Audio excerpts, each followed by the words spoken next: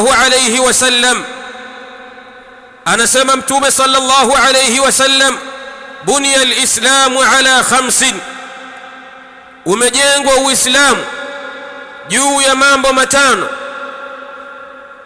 maana yake ni kwamba dini yetu hii adhim, dini yetu hii tukufu, dini ya Uislamu imejengwa juu ya mambo matano. Chini yake kuna mambo ambayo yameishikilia dini hii, nayo mambo hayo ni mambo matano yaliyoibeba na kuishikilia dini hii ya Uislamu. wa dhakara minha, Mtume sallallahu alayhi wasallam akataja miongoni mwa haya mambo matano yaliyoibeba dini yetu tukufu, dini ya Uislamu, saumi Ramadhan, ni kufunga katika mwezi wa Ramadhan.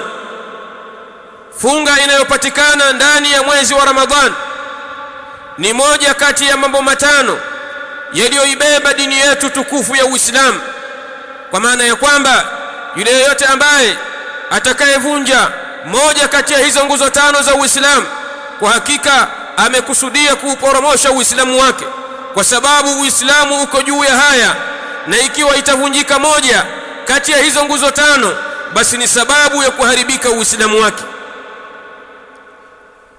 Kwa hivyo hili likapelekea kuwa mwezi wa Ramadhan ukawa ni afdalu shuhuri sana, ni bora zaidi katika miezi ya mwaka mzima, kwa sababu ndani yake panapatikana nguzo ambayo imeibeba dini yetu tukufu, wa huwa ruknu saum, nayo ni nguzo ya kufunga katika mwezi huu wa Ramadhan. Ikawa mwezi huu makana yake ni kubwa na nafasi yake ni kubwa katika Uislamu, kwa sababu imebeba nguzo kubwa katika nguzo tano za Uislamu. Ibadallah, wa min tilkumul khasa'is wa min tilkumul fadail, na miongoni mwa fadhila zinazopatikana katika mwezi huu, mwezi wa Ramadhan, nasaba Allah subhanahu wa ta'ala as-siyama ila nafsihi subhanahu wa ta'ala. Allah subhanahu wa ta'ala ameinasibisha funga katika nafsi yake Allah subhanahu wa ta'ala,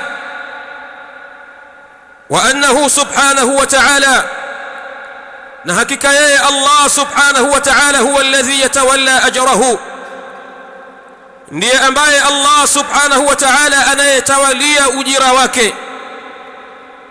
Yeye Allah subhanahu wa ta'ala ndiye ambaye